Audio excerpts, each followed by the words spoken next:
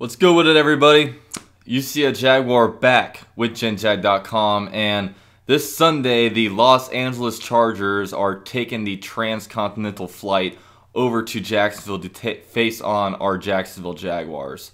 It's going to be the return of Gus Bradley. Philip Rivers is coming in town, who's been quite the Jaguar killer these last few years, but we're going to go ahead and break down this game.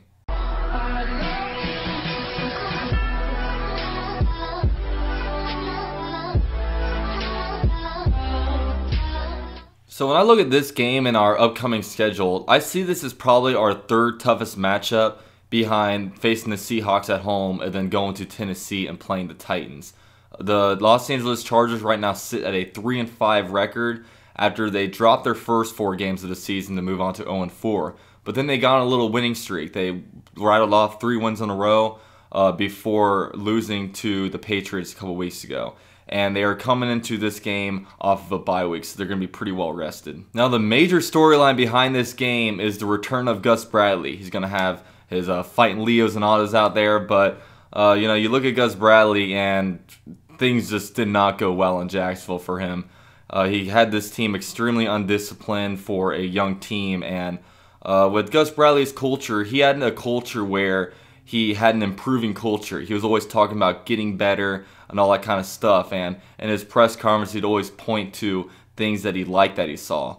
But the thing about that is, when you have an improving culture, you're going to accept mediocrity. And that's one thing that Tom Coughlin and Doug Marrone do not do. They only want to win. That is their only goal. There are no moral victories with this team anymore. So it's extremely refreshing to have a coaching staff and a front office that are trying to build this team into a winning culture. Well, a lot of people look at this and say Gus Bradley knows a lot about this team, and especially on the offense.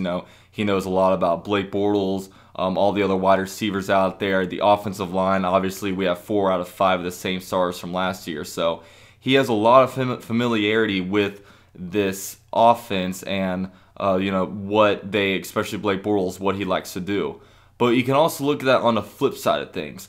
Blake Bortles, his whole entire career, has only played in practice against this defensive scheme. So he's extremely familiar with what the scheme tries to do, and he's pretty comfortable with all that. So you would almost think that the Gus Bradley and the familiarity with him and our offense and the offense with Gus Bradley's defense, I would say it's almost a wash. But the Jaguars historically have not played very well against the Chargers, and that's mainly because of Philip Rivers. Philip Rivers is 6-1 career record against the Jaguars. His last 5 games, he has a 15 touchdown to 0 interception ratio. So he's been able to pretty much massacre the Jaguars.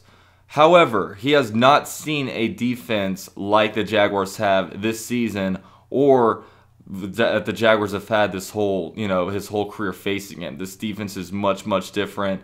They are much more dangerous. He used to, see the weak spot in our defense and really pick on them, especially utilizing the tight ends, being able to get them in soft cover 3 coverages. But we have a whole new team now. We have a starting defense that doesn't have really any weak spot to it. We have a defensive line rotation that's elite. I can say that now with pride. We have an elite defensive line. So we hopefully get some pressure on Philip Rivers and start creating some turnovers for this guy. Now, the Chargers has had their success because their defense has been playing really well. The Gus Bradley has their defense playing extremely well, being able to utilize their guys to their full potential. Their most notable guys on the defense are Joey Bosa and Melvin Ingram. Both those guys are defensive end, like pass rushing kind of players. They're both extremely well, and they are really good complements to each other. Joey Bosa is a bigger dude, and he uses more of his technique to be able to get pressure. But Melvin Ingram, he is a speedy guy, so he uses a lot of his pass rushing ability to be able to get on the edge and use his speed to get to the quarterback. Both of these guys have 8.5 sacks each on the year. So it seems like this is probably going to be the best pass rushing duo we face all year. And also, interestingly enough, the leading tackle on the Chargers this year is Hayes Poulard, a linebacker that we actually cut on the final wave of roster cuts. He's leading the team with tackles, and it wasn't surprising when he went to the Chargers because that's obviously where Gus Bradley's coaching. Some of my keys to victory, obviously I think we need to rattle Phillip Rivers. Phillip Rivers has been the reason why we've been so bad against the Chargers these last few years. He's just, I don't know what it is, but he's just been able to pick apart our defense, and I think we have elite cover corners. I think Keenan Allen doesn't have a very good game. I think that if our defense gets some pressure on Phillip Rivers, he can hopefully force some errant throws. And hopefully if we get a big lead in this game, at least a 10-point lead, we'll hopefully be able to make a lot of opportunities happen for the defense. And if you look at our defense, we haven't had any turnovers these last 2 weeks. Now, granted, there haven't been all that many opportunities because our offense has just been able to stay on the field and control the ball. And that's been able to take a lot of clock out of the game, but really we just need to go rattle Phillip Rivers a bit. Another key to victory is I'd like to see Blake Bortles keep passing on first down. I think he's been extremely effective on first down. He's actually, by the numbers, one of the best first down quarterbacks in the NFL right now. So keep him on.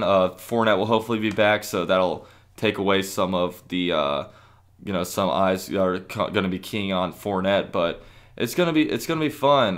This team has done really well these last 2 weeks, even without Fournette. We're outscoring these teams by a score of 53-7 at the top of my head, but something like that. But our offense has been clicking, and that's what's been very encouraging about our last couple wins. Is it hasn't been only because of the defenses forcing turnovers, getting points off those turnovers. We haven't had any turnovers these last few weeks, but it's been our offense that once they get the ball, they're able to move it, drain some clock out, and give our defense some rest to get back on the field. But the third key of the game is to obviously key in on Joey Bosa and Melvin Ingram. If you get a good pass rush in there, the dynamic of the whole team changes. Obviously, you can see that with Saxonville defense. We're able to get tons of pressure on the quarterback, and that's what forces air throws and stuff like that. So if we can contain Joey Bosa and Melvin Ingram, I think that we have a great chance to be able to really just wreak some havoc on their defense. So that about wraps up my recap video.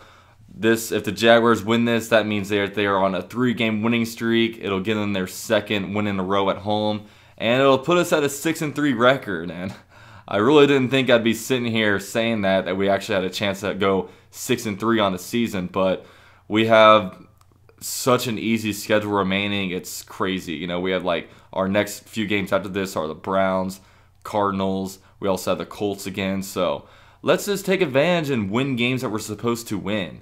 You know what I mean? I think right now, if you were to look at our situation, I would almost be let me know in the comment section what you guys think. Would you guys be more surprised if the Jaguars went to the playoffs, or would you be more surprised if the Jaguars missed the playoffs? Because at this point, I'd be more surprised if the Jaguars missed the playoffs. But you got to take this one game at a time, win the games you're supposed to win, and don't ever overlook opponents. But with all that said, this is your boy UCF Jaguar with GenJag.com, and I'll see you guys all at Everbank Field this Sunday. Let's get it, baby. Duval! I told him almost every play that he was weak, that he was soft. That demonstrate facts. He just couldn't handle the truth. It was facts. Told him that his time almost up. Told him that it was easy, which it was. He had 1 catch for 6 yards. I was just out there spitting facts to him.